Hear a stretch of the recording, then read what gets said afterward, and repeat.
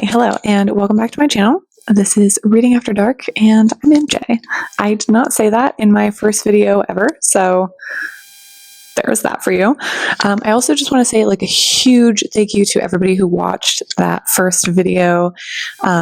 I posted it kind of thinking that no one would see it, and so it was really exciting to see that people did see it and that they commented. Everyone was so supportive. Some people subscribed, which was incredibly kind.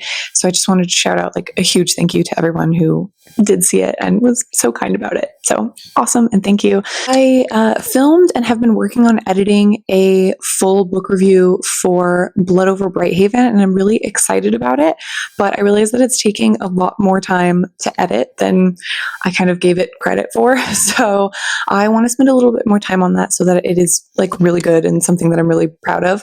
So I thought I would just film a quick video here because I also don't want to lose the momentum of kind of like filming and posting. I already feel like I'm a couple days past a week from that first video, and so I just kind of want to like keep that momentum up.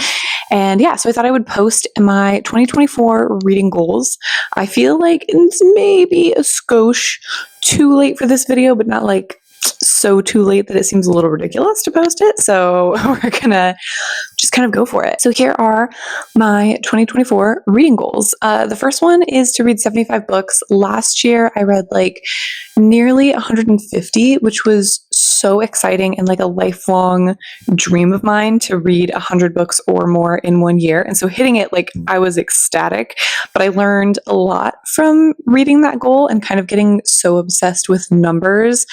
I definitely got to the point where I was caring more about the numbers going up than I was about the quality of books that I was reading. So I ended up reading a ton of really shit books and like books that I just didn't care about. And, you know, pushing through them solely so that I could put a number up. I did DNF a lot last year, which also felt really good. I'd learned kind of the art of DNFing, and I think it was a huge reason that I was able to power through as many books as I did. But yeah, I dropped the number a little bit in hopes that like, hey, I hit that goal. Maybe this year I can focus a bit more on quality over quantity. So yeah, 75 books, but I'm also trying to be like I guess a little bit more intentional about the books that I'm picking up, but also just realizing like numbers aren't everything, and it is okay if I do not hit that goal. It was very exciting. It was quite the rush last year, but this year is different, and we're trying to be a little bit better and a little bit more thoughtful. So the second challenge that I have is another one that I've had for many, many years. And it's the one that I've kind of had for many, many years, is to read all of the unread books that I own. But realistically, between my physical collection and my Kindle collection, that's like nearly 400 books, and that is not going to happen in a year. Like I don't care how fast I'm reading or how much I'm reading. That's just, I'm not going to read 400 books a year. Yeah. So something that has weighed on me, like kind of always, is that I have always bought books faster than I can read them. And then I sometimes put kind of an emphasis on the library. Like I've rediscovered the library, which has been so amazing. And I've definitely purchased less books, but I've also dedicated significantly less time to the books that I own because I can get newer releases or books that like intrigue me in the moment for free, and I can just, you know, power through them, and it's really exciting. So I read a ton of library books last year, which isn't bad. Like I think that's super awesome, but at the same time, I do want to focus on books that I own, because as someone who has moved so much in the last like decade, I have had to get rid of a ton of books, and they're incredibly expensive and cumbersome to move, and like most of them are unread. So I'm just carting around books that I don't even know if I like or even feel like they're worth carting around, you know? So something I want to focus pretty heavily on this year is reading the books that I own off of my like physical shelf. I do also like Kindle books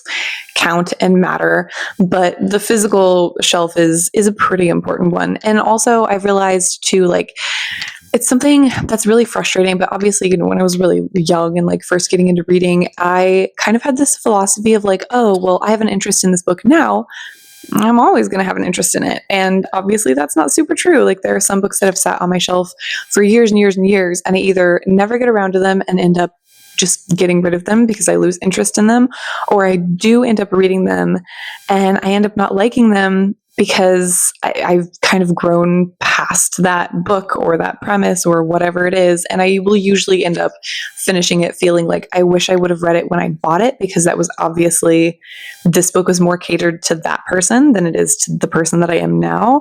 So that's something I also want to really work towards, is just like being more updated with my shelves and making sure that I'm reading what is going to be applicable to me like in that year. I'm very much a mood reader. So typically when I buy a book, it is like the height of the mood that I want to read it, but I'm also in the middle of like several other books. So I'll, put it off, kind of always thinking like, oh, like I'll finish these 2 books and then I'll get to it. But then by the time I finish those 2 books, I might be in a completely different mood and want to read something else. So yeah, it's a bad habit, and I'm trying to just kind of clean up my shelves and focus on like not doing that as much. So the next one is the final one that I've had for many years, and that is to finish the Wheel of Time series. I started this nearly a decade ago, and I have read and reread the first 3 books in the series, and I'm currently on book 6. But I find that I'm really struggling with it, and as someone who loves fantasy, like I feel like I need to push through this series, but I'm really struggling with it. I'm not having the best time. There are things about it that I really like, and there are reasons that I want to try to push through it, but I am really struggling with Robert Jordan's writing because I just don't love it. I don't love the way that he writes. I don't love necessarily all of his characters. There's a lot in there that's very difficult. I won't say too much about this because I'm sure as I continue to push through the series, I will talk more about Wheel of Time at many later dates. So I'll just, kind of leave it at, I'm struggling, but I'm trying.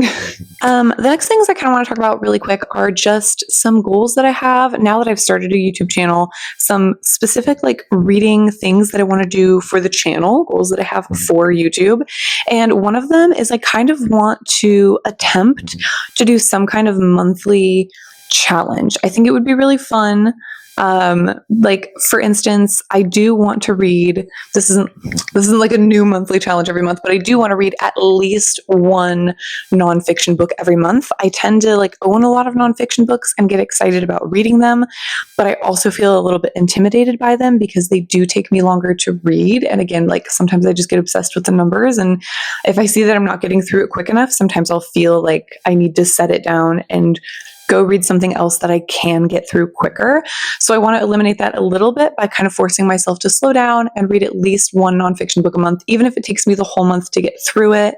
I think it's important that I try to like dwindle down that section of my bookshelf in my library as well. Another challenge that I think I want to do that I think I'm going to try to do in February is reading the Book of the Month books that I have. Like a little bit of spoilers here, but I have a ton of Book of the Month books. I actually just recently canceled my subscription. January was the last month that I got a Book of the Month box, and it's no shade to Book of the Month. I really like their services. Like it's great fun, but I've just accumulated so many of them because I got really addicted to like doing the add-ons, because you get these hardcover books for really cheap. And I think it was just more money than I realized I was spending, and maybe more money than I really wanted to be spending on Book of the Month, especially because I'm just obviously not reading them quite at the same rate. And I find myself like a lot of times just listening to the audiobook of the Book of the Month that I get. Like I'll go to the library and get the audiobook for it and read it that way. And it's kind of like, what is the point of having it if that's how I'm going to consume it, especially because I'm not trying to like physically collect Book of the Month books. If I was, different story, but I'm not. So it's like, what are you doing? So yeah, so for February, it's kind of something that I want to try to like focus on the Book of the Month books that I have, and maybe every month just kind of have some kind of like new challenge that helps inspire me to read the books from my own shelf and get through them. And finally, I really want to start doing reading vlogs. I did try to film one for like last week or maybe the week before,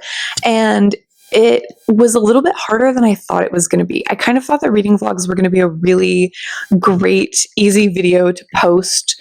I found that I felt like I needed to at least film a clip of something every single day, but also because I work full time and I have to like physically go to work, it put me in a weird position where I'd like come home from work and just like really rapidly try to film an update on something that I read or listened to at work. And then for the rest of the night, I ended up not reading because like I think I read like 3 books last week and they were at work. So I'd come home and I'd be like, I listened to a whole book today. Here's my update on it. And then I wouldn't read for the night because obviously I just finished a whole book and was kind of tired.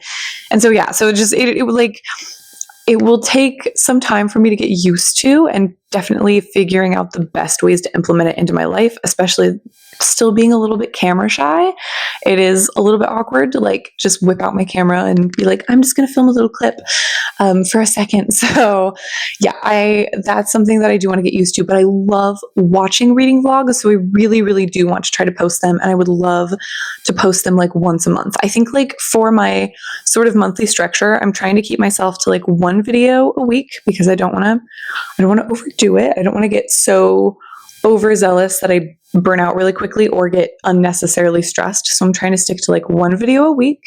I think 1 week of the month, I'd like it to be a reading vlog, 1 week or 2 weeks of in-depth book review, and then obviously the wrap up. I won't be filming TBRs or hauls for this channel. Hauls I won't be filming largely because I hope that I will not be acquiring any new books. I think I have a couple of pre-orders like throughout the year, but for the most part, I don't plan on buying books this year, and I don't really want to. And also in line with the unhauls, but as well as the TBRs, I don't love talking about books that I haven't read yet. I just don't feel like I have a lot to say about them because for the most part, if there's a book that I'm interested in, I try to like hear the premise or get like the vaguest idea of what it's about, and then kind of forget as many details as possible because I like to go into books knowing as little as possible. I find that sometimes for certain types of books, that is the like absolute best way to go into them. But also for the most part, I usually just have a more fun time if I don't go in with certain expectations.